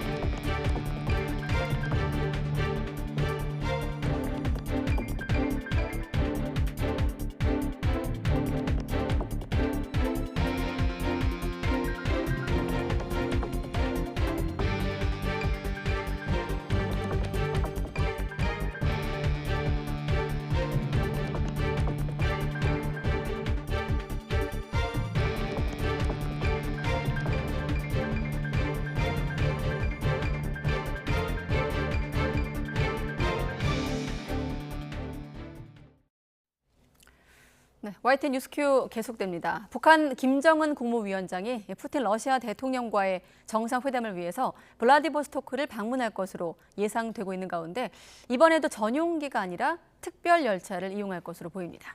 정상회담 장소가 2019년과 같을 것으로 보이는 만큼 4년 전 이동 경로를 그대로 답습할 가능성이 크다는 분석입니다. 신현준 기자의 보도입니다. 지난 2019년 4월 24일 새벽 김정은 위원장이 북러 정상회담을 위해 출발하는 모습입니다. 특별 열차 태양호를 탄 김 위원장은 북러 접경 지역인 하산역에 들러 환영 행사에 참석한 뒤 오후 6시쯤 블라디보스토크에 도착했습니다. 최고 용도자동 측에서 타신 전용 열차는 당과 정부, 모력기관의 간부들과 인민들의 뜨거운 발음을 받으며 출발했습니다. 이번에도 비슷한 경로를 밟을 것으로 예상됩니다. 평양을 떠나 함흥을 거쳐 나선 경제특구에서 북러 접경 철교를 통해 러시아로 진입한 뒤 블라디보스토크에 도착하는 코스입니다. 거리가 1,100여 킬로미터에 달해 이동에 20시간 가까이 걸립니다. 푸틴 러시아 대통령이 참석하는 동방경제포럼이 10일 시작되는 만큼 구구절, 즉 북한 정권 수립일 행사를 마친 뒤 9일 밤 늦게나 10일 새벽 출발할 가능성이 큽니다. 이번에도 이동 수단은 전용기 참매 1호가 아닌 열차 태양호가 될 것으로 보입니다. 비행기보다 열차가 안전하기 때문인데 태양호는 열차 외벽과 바닥이 방탄 소재로 만들어져 폭탄이 터져도 끄떡없는 것으로 알려졌습니다. 또 레이더 탐지에 걸리지 않는 스텔스 기능이 있고 위성통신 장비를 갖춰 움직이는 요새이자 집무실로 불리기도 합니다. 회담이 모스크바에서 열릴 가능성도 있어 이럴 경우 전용기를 이용할 수도 있습니다. 북러 정상회담에서는 무기거래 등 군사협력이 주요 의제가 될 것으로 보이는데 김정은이 누구와 동행하고 어디를 방문하느냐에 따라 북한의 속내를 가늠할 수 있을 것으로 보입니다. 다만 일부에서는 방러 세부 사항이 사전에 노출된 상황에서 최고 지도자의 신변 안전에 민감하게 반응해온 북한이 알려진 대로 러시아의 방문을 강행할지 지켜볼 필요가 있다는 시각도 제기되고 있습니다. YTN 신현주입니다. 네, 여러 가지 지금 예상들이 나오고 있는데 그중에 하나, 김정은 위원장이 러시아를 방문한다면 동방경제포럼 행사가 열리는 블라디보스토크로 이동을 한 뒤 푸틴 러시아 대통령과 회담할 가능성이 높은 것으로 알려지기도 했습니다. 페스코프 대변인은 오는 12일 동방경제포럼 본회의가 열리고 푸틴 대통령이 참석할 예정이라고 밝혔습니다. 푸틴 대통령과 김 위원장이 만날 경우 그날 회담이 이루어질 것으로 예상되고 있습니다. 김정은 북한 국무위원장과 블라디미르 푸틴 러시아 대통령의 정상회담 가능성이 제기되는 가운데 중국 관영 매체가 회담 실현 가능성에 무게를 실었습니다. 중국 관영 글로벌타임스는 김 위원장의 러시아 방문 가능성을 제기한 뉴욕타임스 보도를 자세히 소개하면서 미국의 동북아 개입이 이 지역을 적대적이고 불안정하게 만들어 북한과 러시아가 공동 대처를 위해 안보 협력을 강화했다는 중국 전문가들의 주장을 전했습니다. 이와 함께 북한과 러시아의 협력이 주로 군사안보 분야가 될 것이고 동북아의 블록화 추세를 고려하면 북러 협력이 양국 모두에게 유익하다는 주장도 전했습니다. 네, 그럼 미국은 어떨까요? 이렇게 다음 주 김정은 위원장과 푸틴 대통령이 만날 거란 관측이 나오고 있는 가운데 미국 백악관, 북한이 러시아에 무기를 제공할 경우 대가를 치를 것이라고 엄중히 경고했습니다. 동시에 북한이 러시아와 무기를 거래하지 않도록 설득할 기회를 찾겠다는 입장도 분명히 했습니다. 워싱턴 권준기 특파원의 보도입니다. 제이크 설리번 백악관 국가안보회의 보좌관은 북한과 러시아 간 무기거래 협상이 겨울을 앞둔 시점에 이뤄지는 점을 주목했습니다. 우크라이나의 곡물창고와 난방 인프라를 공격할 포탄을 북한에서 제공받으려는 의도라는 겁니다. 북러 간 무기거래가 현실화할 경우 경고 메시지도 명확히 했습니다. conquer territory that belongs to another sovereign nation, this is not going to reflect well on North Korea, and they will pay a price for this in the international community. 설리번 보좌관은 최종 결정권자인 김정은의 셈법이 왜 바뀌었는지 말할 수는 없지만 러시아에 무기를 제공하지 않겠다던 약속은 지켜져야 한다고 압박했습니다. 그러면서 북한이 러시아에 무기를 넘기지 않도록 설득할 기회를 찾겠다고 밝혔습니다. But we will continue to look for opportunities to dissuade the North Koreans from taking this step, to get others to do the same, and to report to the world what we are seeing in terms of the actively advancing discussions that. 미 국무부도 김정은이 푸틴을 만나기를 기대한다는 정보를 갖고 있다며 북러 정상회담서를 확인했습니다.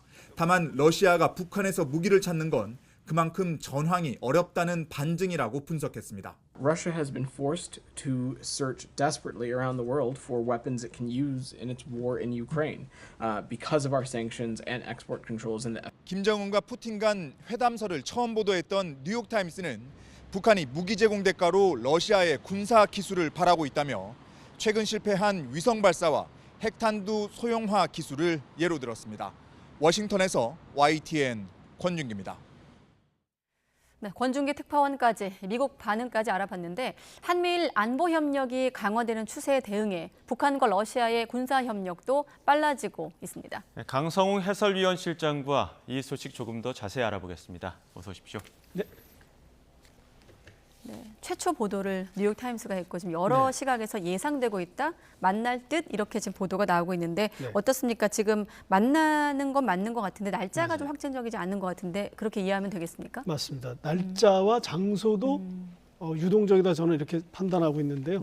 4일 날 그러니까 월요일 날 뉴욕타임스가 이 보도를 했는데 이 정보가 좀 더 구체적입니다. 그 전에도 물론 저도 지난주에 그 푸틴이 평양을 갈 수 있다 이런 얘기를 했는데 그 이후에 이제 약간 또 바뀐 거죠. 앞으로 또 바뀔 수 있다고 저는 생각하는데요. 크렘린이 여기에 대해서 가타부터 확인을 안 했습니다. 그것은 간다는 뜻입니다. 그러니까 만난다는 뜻입니다.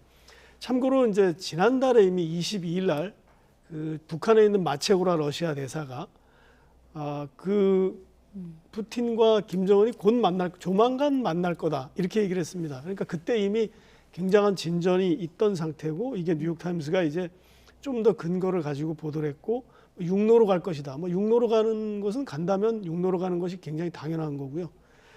그리고 이제 8월 달에 지난달에 그 미리 북한의 인사 20여 명이 여기 경호를 담당하는 사람이 포함됐는데 이 지도에서 보는 것처럼 블라디보스토크까지는 기차를 타고 갔다가 거기서 비행기를 타고 모스크바까지 갔다 왔다고 합니다. 그래서 이제 이것이 점점 더 그 가는 것은 뭐 분명한 거고요. 그 다음에 2019년 4월에 그 당시는 이제 똑같습니다. 푸틴 대통령은 블라디보스토크까지 왔고 김정은 위원장이 기차를 타고 저 노선을 타고 이제 블라디보스토크까지 가서 만난 게 처음이자 마지막입니다. 두 사람이 만난 게. 아까 그 리포트 보니까 하산역에서 환영 행사를 열었고요, 당시에. 맞습니다. 거기 가면 이제 이 러시아는 그 나라에 오면 이 빵을 조금씩 떼어주는데 그걸 먹으면서 이제 꽃을 주고 하면서 환영을 하는 우리 땅에 왔으니 환영한다 그런 뜻입니다. 그런 화면도 있었을 겁니다. 그 당시.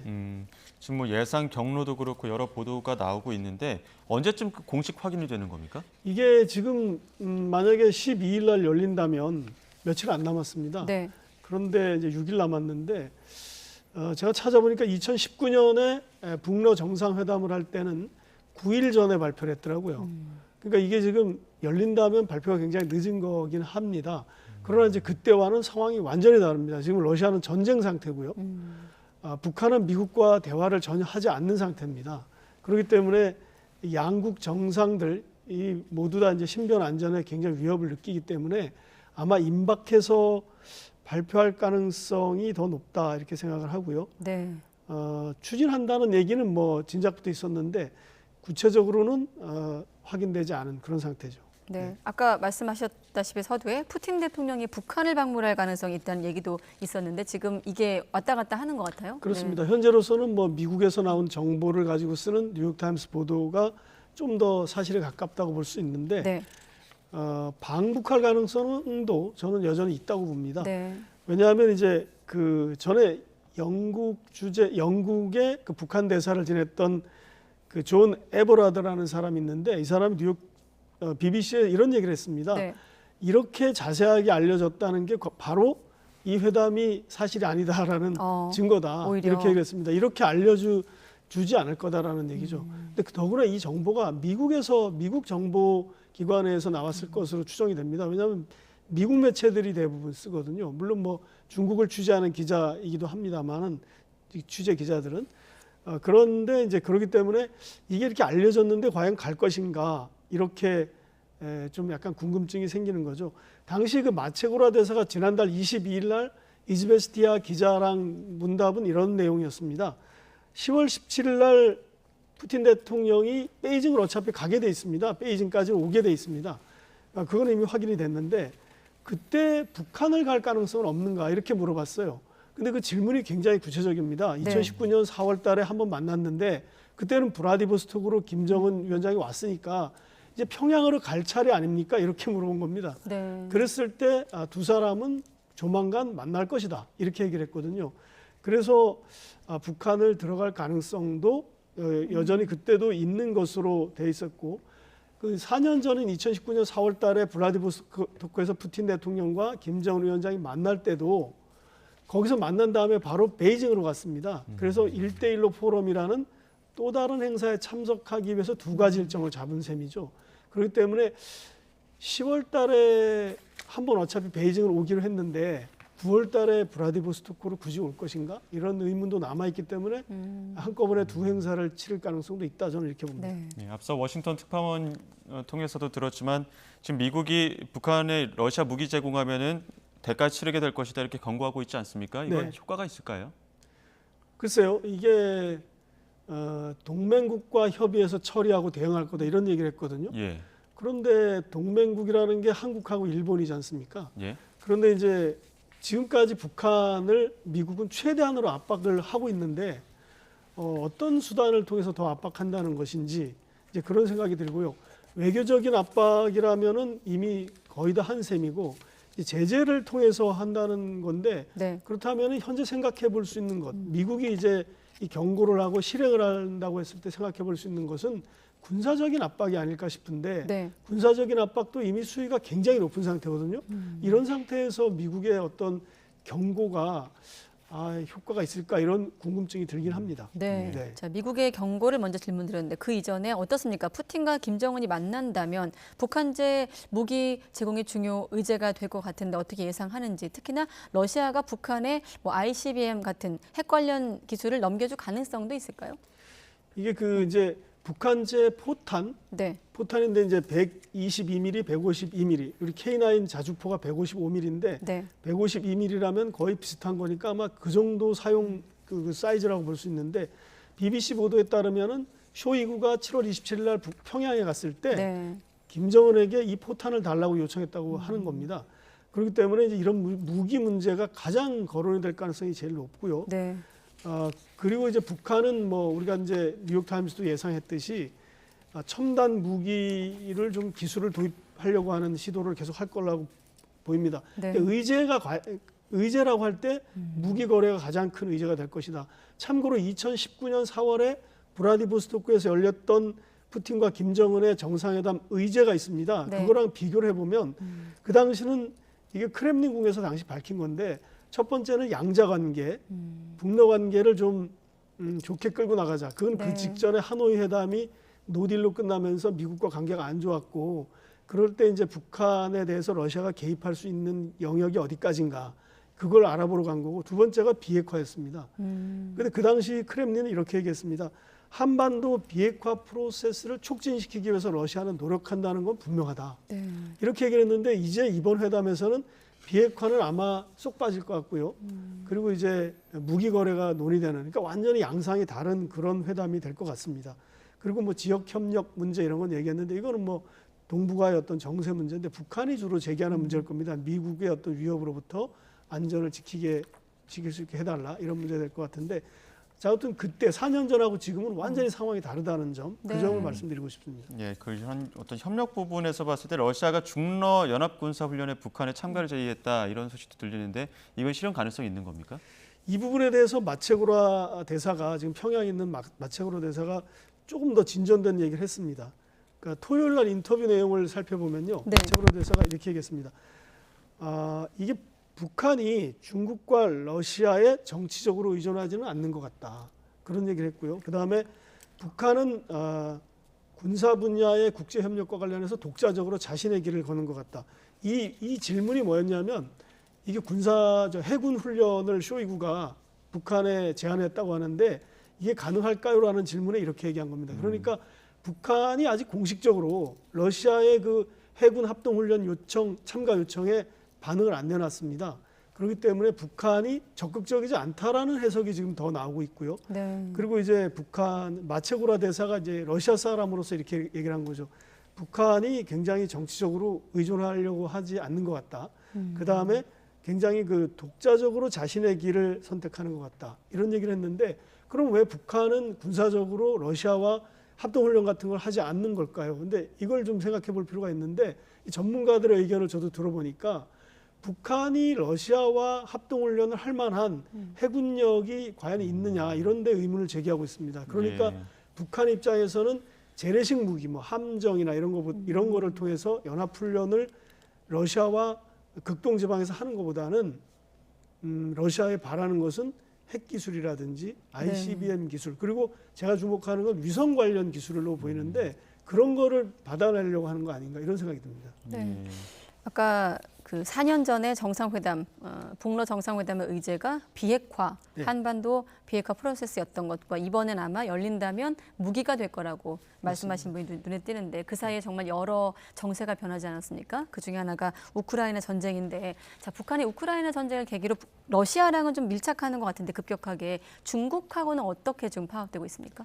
중국과도 전통적인 우호 관계를 계속 유지하려고 노력하고 있습니다. 다만 하나 여기서 생각해 볼 수 있는 것은 러시아와 북한이 밀착한다는 것은 중국의 영향력이 줄어든다는 뜻입니다. 왜냐하면 지금까지는 계속 중국에 의존을 했거든요. 러시아는 사실 북한 무기를 그냥 뭐 별다른 관계가 없는 제3국 정도로 본 거죠. 네. 그리고 어떤 자기네 이해관계가 연결됐을 때만 예민하게 반응을 보이지 북한에 대해서 무슨 지원을 해준다든가 이런 게 없었거든요. 근데 이게 우크라이나 전쟁을 계기로 러시아와 북한이 갑자기 가까워지니까 중국의 지렛대가 좀 약해지는 것은 사실인 것 같습니다.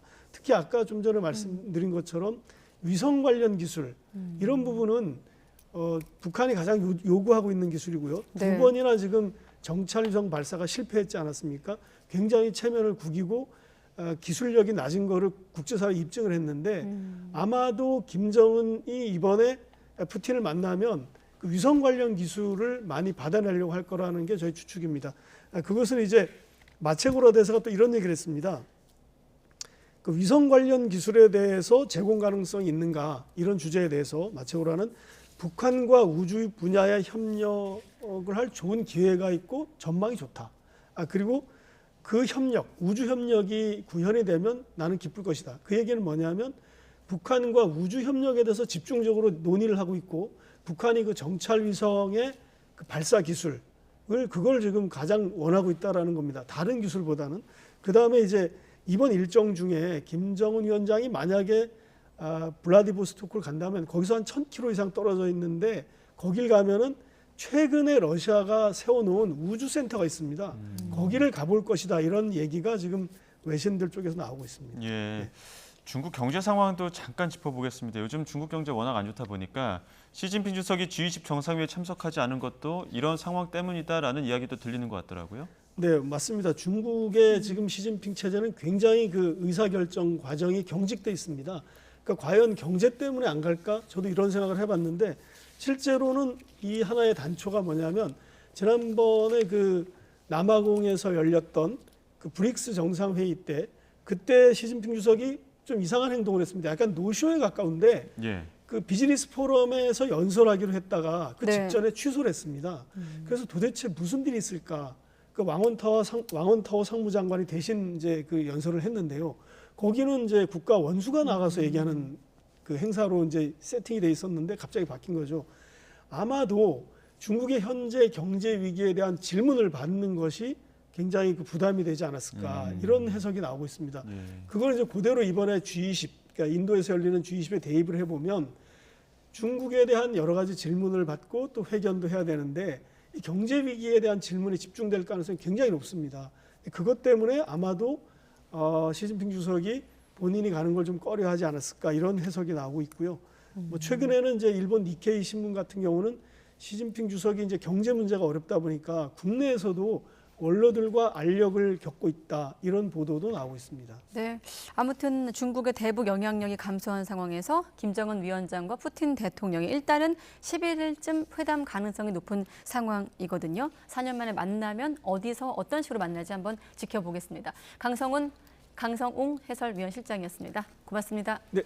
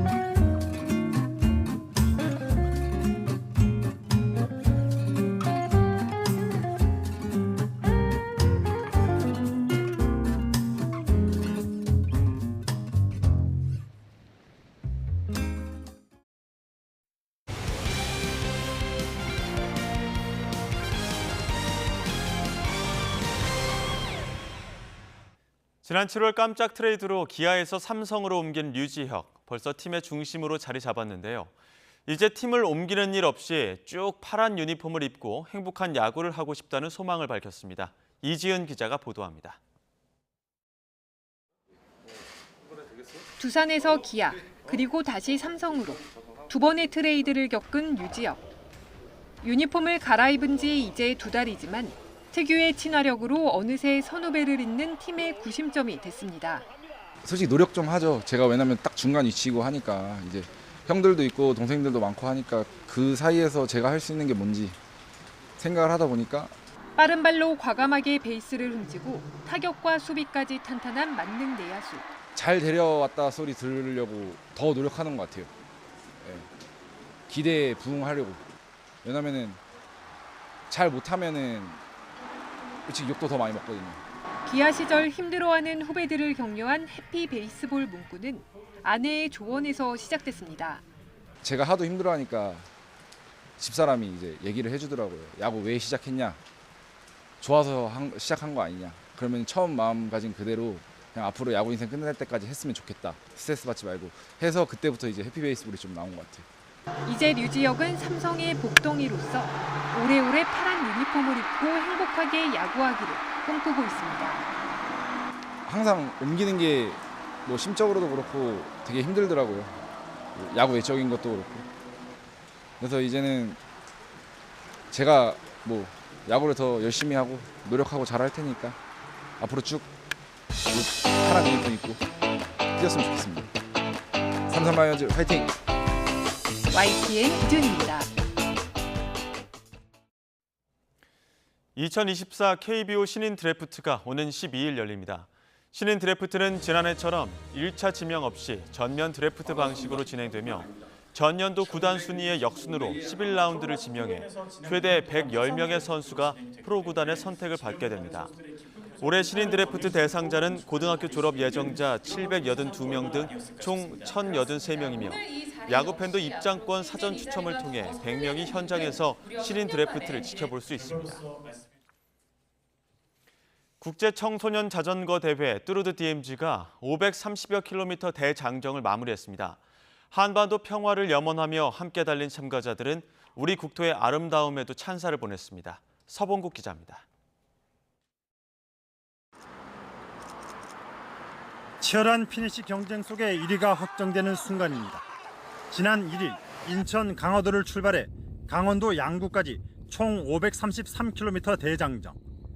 대회 마지막 날에는 고성 통일안보 공원에서 양구 종합운동장까지 122.4km 구간을 달렸습니다.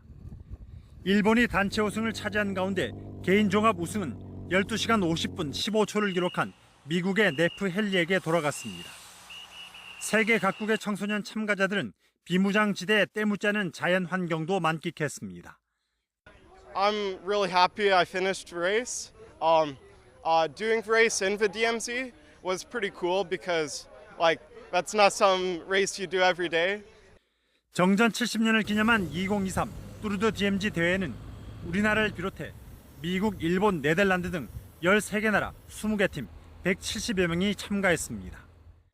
내년도에는 20개 이상 나라의 우수한 팀을 더 많이 초청할 수 있도록 그렇게 저희 연맹에서도 힘써서 대회 질을 더 높이도록 하겠습니다. 올해 대회는 엘리트 선수뿐 아니라 200여 명 일반 동호인들도 참가해 도전과 열정의 레이스를 함께 펼쳤습니다. YTN 서봉국입니다. 우리나라 남자 탁구가 중국의 벽에 막혀 아시아 선수권 단체전에서 동메달에 머물렀습니다. 우리 대표팀은 강원도 평창에서 계속된 대회 남자 단체전 준결승에서 장우진과 임종훈, 안재현이 차례로 나섰지만 세계 1, 2, 3위가 버틴 중국에 3대 0으로 완패했습니다. 우리 선수들은 단식과 복식, 혼합복식 등 개인전에서 메달 사냥을 이어갑니다. 계절은 가을로 접어들었지만 한낮에는 여름의 기온이 남아 있습니다. 오늘 서울의 한낮 기온은 32.1도까지 올랐는데요. 내일도 낮 동안에는 30도 안팎의 늦더위가 이어지겠지만 아침 기온은 크게 낮아지겠고요. 일교차가 10도 이상으로 극심하게 벌어지겠습니다. 현재 대기 불안정으로 전남 일부 지역에는 소나기가 쏟아지고 있습니다. 밤까지 내륙 곳곳으로 산발적인 소나기 구름이 발달하겠고요. 내일은 비 소식 없이 대체로 맑은 하늘이 함께하겠습니다. 내일 아침 기온은 오늘보다 1도에서 많게는 4도가량이 낮겠습니다. 서울이 20도, 대전과 대구는 18도 선에서 출발하겠고요. 낮 기온은 내륙을 중심으로 30도 안팎까지 올라 덥겠습니다. 서울이 31도, 대전이 30도, 대구는 29도, 광주는 32도 선까지 크게 오르겠습니다. 남은 한 주간 전국이 대체로 맑겠고요. 계속해서 일교차가 크게 벌어질 전망입니다. 지금까지 날씨 정보였습니다. 가장 빠른 종합 뉴스 뉴스큐 마치겠습니다. 이어서 이브닝 뉴스가 방송됩니다. 시청해주신 여러분 고맙습니다.